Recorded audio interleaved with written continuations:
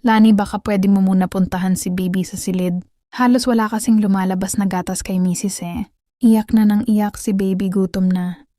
Yun ang lagi kong pakiusap sa aking bilas.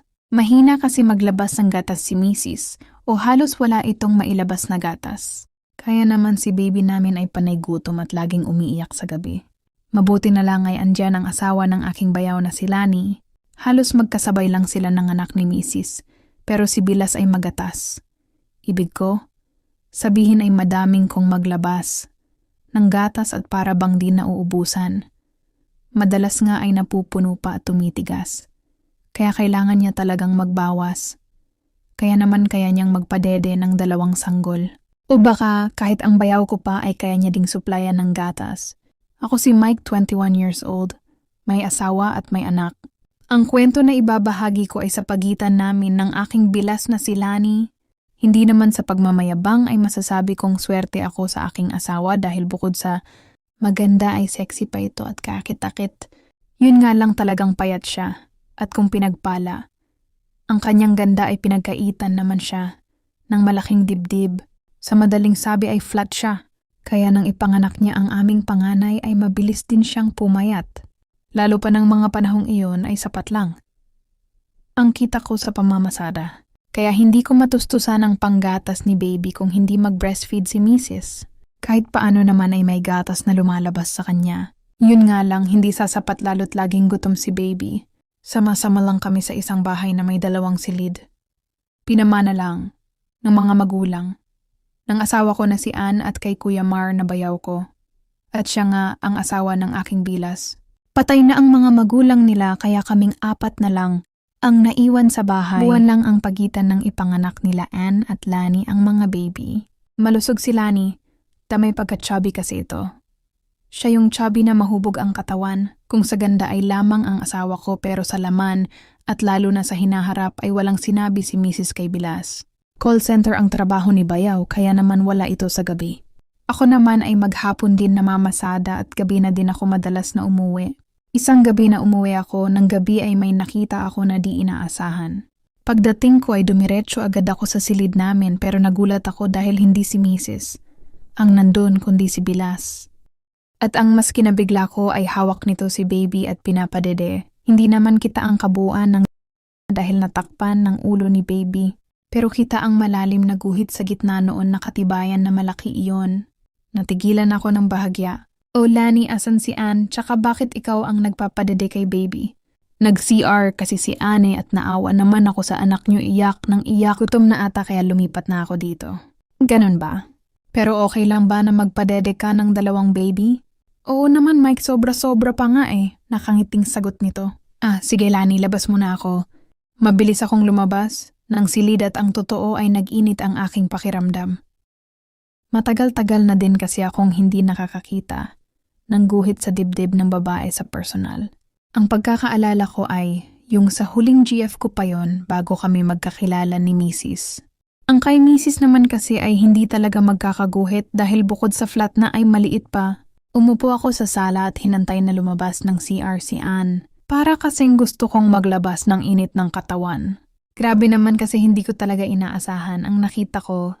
Han, nandito ka na pala, sad ni Ann paglabas ng CR. Han, hinahantay kita lumabas at masama. Ang tiyan ko gusto kong magbawas. Sige Han, CR ka na. Dali akong pumasok at nilock ang pinto. Hindi alam ni Mrs. na ang ilalabas ko ay hindi sama ng tiyan, kundi ang init ng katawan na dulot ni Bilas. Ilang himas ko lang ay pumulandit na agad. Pagbalik ko sa silid ay wala na si Bilas. Kamusta si baby, tanong ko kay Mrs. Okay naman ho, nakadede na siya, pinadede ni Lani. Si Lani? Bakit siya ang nagpadede? Pakunwaring walang alam na tanong ko. Nag-offer siya dahil malakas naman daw ang gatas niya kaya okay lang na 2 ang pagkatasin niya. Okay pala pero parang nakakahiya naman ata. Nakuhan niisipin pa ba natin ang hiya kong gutom na si baby? Sabagay tama ka, tara na at maghapunan na tayo. Mula ng araw na iyon ay hindi na mawala sa isip ko si Bilas. Sa totoo lang noon ko papansin ang hubog ng katawan niya pero wala lang sa akin yun. Tamang tingin lang ba? Pero iba ang naging tama sa akin nang nakita ko. Iniisip ko tuloy na kung sobra-sobra ang gatas ni Blias. Ay maari kayang pinapatikim niya din si Bayaw nun. Napakaswerte naman ni Bayaw. Isang gabi ay iyak na naman ng iyak si baby dahil konti lang ang nadede kay Mrs. Han makisuyo naman kay Lani, baka pwede ka mo makipadede niya muna ulit si baby. Utos ni Mrs. Nakakahiya naman hon kung ako pa ang pupunta doon. Ano ka ba naman han, iyak na ng iyak si baby? Sinabi naman niya, diba? Nakatukin lang siya pag kailangan padedehin si baby. Wala akong nagawa kundi sundin si Mrs. Nahihiya man ay kinatok ko ang pinto nila bilas. Alam ko naman na wala doon si Bayaw dahil panggabi yun sa trabaho. Lani, gising ka pa ba sad matapos katukin ang pinto? Oo, Mike, bukas yan. Nabuhayan ako ng loob nang sumagot siya. Pagbukas ko ng pinto ay nabigla ako sa muli kong nakita. Si Lani kasi ay pinapadede ang baby niya at litaw na naman ang guhit ng dibdib niya. Sorry Lani, saad ko at takmang lalabas pero pinigil ako nito. Ano ka Mike, kala ko ay may kailangan ka. Humarap ako ulit pero nakayuko na ako. Sorry, di ko alam na nagpapadede ka pala. Ano ka ba Mike, okay lang? Naman, ano bang kailangan mo? Si baby sana isad ko. Naunawaan niya agad ang ibig kong sabihin. Okay, sige, tulog na din naman ang baby ko. Sunod na lang ako sa silid nyo, saad ng magatas kong bilas. Bumalik ako sa silid para sabihin kay Mrs. na susunod na si Lani. Pero lumabas din ako sa sala. Hindi naman ako pwedeng manood habang pinapadede ni Lani ang anak namin. Nadaanan pa ako nito sa sala pagpunta sa silid namin. Hindi na kami nag-usap. Nagtanguan at nagdangingitian na lang kami. Habang nakaupo sa sala ay iniisip ko ang sinabi ni Bilas nang mag-sorry ako sa kanya dahil nakita ko na nagpapadede siya. Okay lang daw yon. Anong ibig sabihin nun? Napapaisip talaga ako sa mga kilos ni Bilas. Yung pagngiti niya sa akin na sa tingin ko ay may nais ipahiwatig. Bakit hindi man lang siya nailang nang makita ko ang kanyang dibdib? Hindi niya man lang nga tinakpan. Naku, baka imagination ko lang mahirap na mag-isip ng advanced at saway ko sa sarili. Mahigit kalahating oras nang lumabas ng silid namin si Bilas. Isang makahulugang ngiti na naman ang ibinato niya sa akin. Okay na Mike, busog na ulit si baby. Saad pa nito. Ngingitian ko din siya at nagpasalamat. Salamat Lani ha, ikaw lagi ang inaabala namin. Naku Mike, wag mong isipin yun. Nagkataon lang na mas magatas ako kesa kay Lani. Nagpaalam na ako dito at papasok na sana. Nang silid nang may sabihin ito na nakapagpabuhay ng dugo ko. Si baby lang ba ang gutom? Si daddy hindi ba gutom? Kasabay nito ang mapangakit ng ngiti at malagkit na titig. Kaya imbes na pumasok ako sa aming silid, ay walang sabi-sabing hinatak ko si Bilas papasok sa kanilang silid. Agad naman itong sumunod ng walang pagtutol nang isara ko ang pinto ng silid. Anong gusto mong mangyari, Lani? Bakit mo tinatanong kung gutom ang daddy? Bakit papadedehin mo ba ako? Bakit gutom ka ba? Kung gutom ka, edi dumedika ang malanding sad ni Bilas.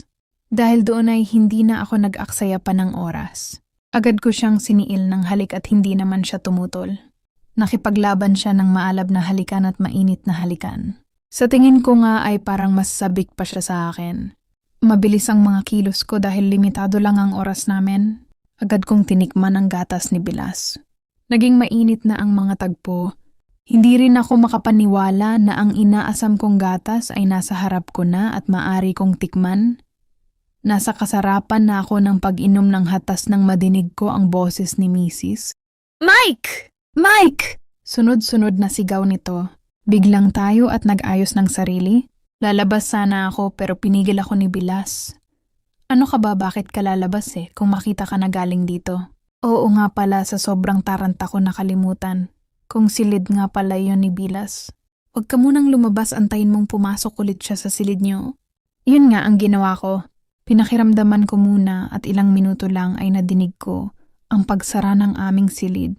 Ang masigurado kong nasa loob na ng silid namin si Mrs. ay agad-agad akong lumabas. Pero humabol pa ako ng isang halik kay Bilas. Sa susunod ulit ha, Bilas, saad ko. Bago ako pumasok sa silid namin ay nag-ayos ulit ako ng sarili.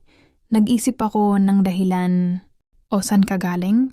Kanina pa sumasakit ang panga ko kakatawag sa'yo. Sorry Han, hindi ako nakapagpaalam sa'yo. Sumaglit ako sa kabilang kanto para magtanong ng pyesa ng motor. Iyon ang alam kong pinakamagandang dahilan na paniniwalaan ni Mrs. Madalas din kasi ako doon para humiram ng tools. Ganun ba, Han? Sige, maligo ka na muna para makapagpahinga na tayo. Tulog na din si baby. Napangiti ako, mukhang may nais mangyari ang misis ko. Kung nais niyang humiling ay tamang-tama naman dahil nabitin talaga ako kay Bilas. Kaya kay misis ko ilalabas ang init ng katawan ko. Hindi nga ako nagkamali. Dahil nang maligo ako ay sinabayan pa ako nito bagay na bihira naman niya gawin. Alam ko na ang ibig niyang sabihin. Nagsabunan kaming dalawa at syempre doon pa lang ay nagpaligayahan na. Matapos maligo ay muli kaming nagpaligaya ni Mrs. sa silid. Han, parang kakaiba ang sigla mo ngayon na. Feeling ko ay nasabi ka sa akin sad nito. O naman Han, na-miss talaga kita. Ilang buwan kaya tayong walang loving sagot ko. Yun pa lang kasi ang una naming pag-iisa mula ng manganak siya. Kaya siguro nag-aya din siya dahil nung mga nakakaraan ako, ang humihiling pero tumatanggi siya. Bigla kong naalala si Bilas. Marahil ay ilang buwan na din silang walang bangan ni Bayaw. Kaya pala nananabik ito. Alam ko naman na kunwari lang na gusto niya lang pabawasan ang gatas niya. Pero ang totoo ay gusto niyang magpagasolina sa akin. At alam kong isang araw ay matutuloy din ang laban namin. Lumipas pa ang mga araw. Bakasyon nun kaya sobrang tumal. Kita sa pasada. Kaya naman mas lalong. Hindi ko matustusan ang pambili ng gatas ni baby. Kaya patuloy ang pagbibigay ng gatas ni Bilas. Yun nga lang ay si baby lang lagi ang nasusuplayan niya. Medyo ingat na muna kasi ako lalo na sa pagpasok sa silid nila Bilas. Pero isang araw ay dumating din ang buenas para sa amin ni Bilas. Birthday ng tita ni Mrs. at gusto niyang pumunta at syempre kasama si baby. At gusto pa ni Mrs. ay magstay ng ilang araw doon. Si Bayaw naman ay laging puyat sa trabaho kaya hindi makakapunta. Kunwari ay ayaw kong pumayag na magstay sila ng ilang araw sa bahay ng tita niya.